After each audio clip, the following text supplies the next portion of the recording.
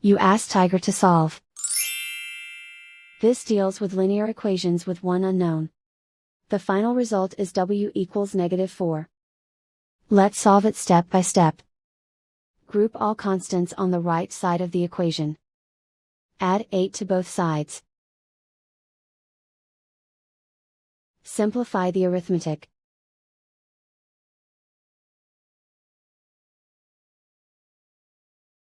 Isolate the w. Divide both sides by 5. Simplify the fraction. Find the greatest common factor of the numerator and denominator.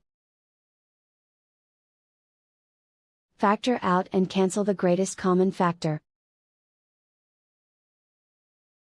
And so the final result is w equals -4.